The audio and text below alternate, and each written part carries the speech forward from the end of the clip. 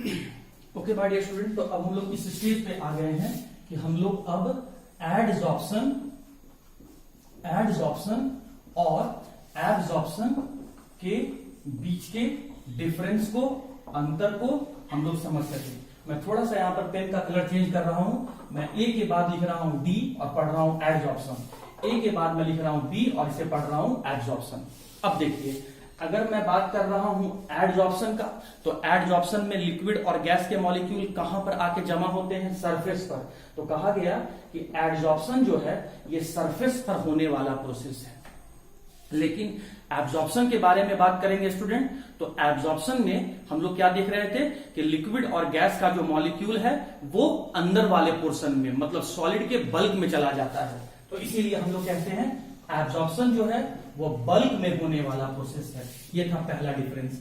दूसरा डिफरेंस, इसमें क्या बोला गया कि जो लिक्विड या गैस के मॉलिक्यूल का जो मात्रा है, कंसंट्रेशन है, कंसंट्रेशन इज मोर। कहां मात्रा ज्यादा देखने को मिलता है? सरफेस में। सरफेस पर हो रहा है तो सरफेस पर ही मात्रा ज्यादा होगा, अमाउंट ज्यादा होगा, कंसंट्रेशन ज्यादा होगा।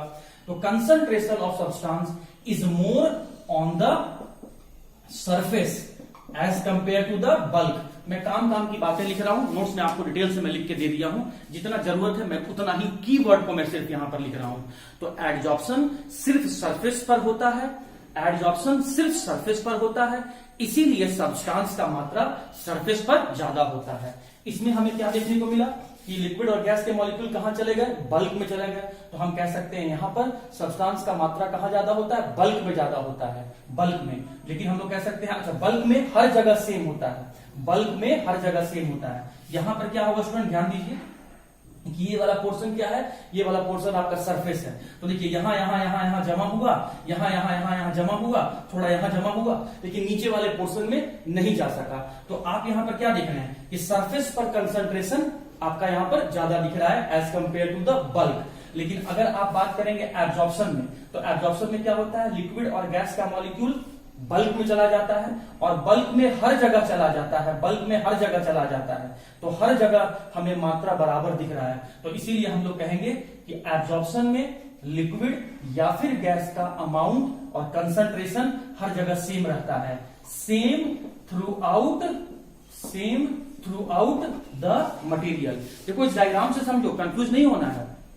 मैं मानता हूं कि यहां पर एडजॉर्प्शन में गैस और लिक्विड का मॉलिक्यूल सरफेस पर आके जमा होता है, लेकिन देखो इस अपर सरफेस पर जमा हुआ, इस राइट वाले सरफेस पर कुछ जमा हुआ, इस लेफ्ट वाले सरफेस पर कुछ जमा हुआ, और इक्का दुक्का कोई लिक्विड का मॉलिक्यूल था जो बॉटम वाले सरफेस पर जाके जमा हुआ। सरफेस पर तो जाके जमा हुआ, लेकिन क्या हर सरफेस पर सेम है? नहीं, हर सरफेस पर सेम नहीं है। ऊपर वाले सरफेस पर ज्यादा है, नीचे वाले सरफेस पर कम है। लेकिन यहां सरफेस का कंपैरिजन नहीं करना है, यहां कंपैरिजन करना है सरफेस का बल्क के साथ, बाहर वाले एरिया का अंदर वाले एरिया के साथ। तो एडजॉर्प्शन में आपको क्या देखने को मिल रहा है कि सरफेस पर कंसंट्रेशन ज्यादा है और बल्क में कंसंट्रेशन कम है।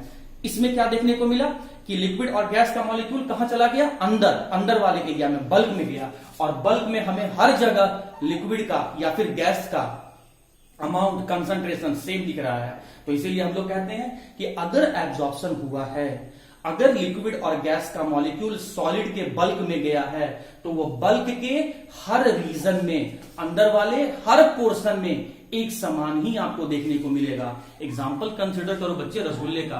रसगुल्ला को आप पहला बाइट खाओ या फिर उसका आखिरी बाइट खाओ, उसका मिठास तो आपको कम नहीं लगता है, जस्ट बिकॉज जो चीनी का चाशनी था वो रसगुल्ला के अंदर वाले हर पोर्शन में जाके जमा हो गया है, बल्क में हर जगह इक्वल मात्रा में जाके जमा हुआ है चीनी का मॉलिक्यूल, चीनी का पार्टिकल, शुगर का पार्टिकल, इसीलिए आपको मिठास एक समान दिख रहा है। तो यही बात तो मैं एब्जॉर्प्शन में आपको यहां पर समझा रहा हूं कि अगर एब्जॉर्प्शन होगा या फिर अगर एब्जॉर्प्शन हुआ है और लिक्विड का मॉलिक्यूल सॉलिड के बल्क में गया है, तो वो बल्क में हर जगह प्रेजेंट होगा, इसीलिए कहते हैं same through out the material. अब सुनिए ध्यान से थर्ड डिफरेंस इसके बीच में। एब्जॉर्प्शन जो है वो शुरू में, मैं यहां पर लिख रहा हूं इनिशियली, शुरू में इनिशियली जो होता है, शुरू में जो होता है वो फास्ट होता है, लेकिन बाद में क्या होता है? But slows down later on, afterwards या लेटर ऑन। Later on. शुरू शुरू में एडजॉर्प्शन फास्ट होता है, बाद में जैसे जैसे समय बीतते जाता है एडजॉर्प्शन का प्रोसेस स्लो होते जाता है। ऐसा क्यों होता है मैं इस बात को अभी तुरंत एक्सप्लेन करूंगा, लेकिन अभी डिफरेंस के हिसाब से समझ लो कि एडजॉर्प्शन का प्रोसेस के होने का जो स्पीड है, मतलब लिक्विड या गैस मॉलिक्यूल का सॉलिड के सरफेस पर आके चिपकने का जो स्पीड है शुरू शुरू में तेज होगा, लेकिन जैसे जैसे समय बीतते चला जाएगा वो लिक्विड और गैस मॉलिक्यूल का सॉलिड के सरफेस पर आके चिपकने का जो स्पीड होगा वो कम होते चला जाएगा। लेकिन बात करेंगे एब्जॉर्प्शन का, तो it takes place with the uniform rate. कहने का मतलब सेम स्पीड से चलते रहता है। जितना स्पीड स्टार्टिंग में रहता है उतना ही स्पीड कुछ देर के बाद होता है और उतना ही स्पीड रिएक्शन के बिल्कुल लास्ट में होता है। तो एब्जॉर्प्शन के प्रोसेस में स्पीड लिक्विड या गैस मॉलिक्यूल का बल्क में जाने का जो स्पीड है लिक्विड और गैस मॉलिक्यूल का वो सेम रहता है, इसीलिए हम लोग कहते हैं यूनिफॉर्म रेट से होता है। लेकिन इसमें शुरू में ज्यादा बाद में कम, इसीलिए ये नॉन यूनिफॉर्म रेट से होता है, या कह सकते हैं शुरू में ज्यादा और आखिरी में आपका कम।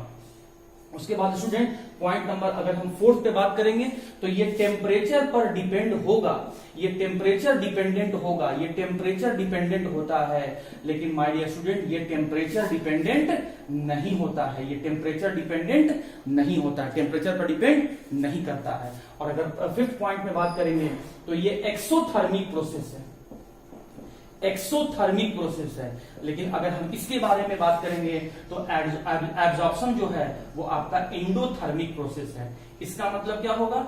इसका मतलब हुआ कि जब एब्जॉर्प्शन होगा तो वहां एनर्जी रिलीज होता है, एनर्जी बाहर चला जाता है। लेकिन जहां एब्जॉर्प्शन होगा वहां एनर्जी अंदर जाता है, एनर्जी एब्जॉर्ब होता है। मैं फिर से बोल रहा हूं, एब्जॉर्प्शन एक्सोथर्मिक प्रोसेस है, मतलब यहां से हीट एनर्जी रिलीज होता है, हीट एनर्जी रिएक्शन से बाहर जाता है।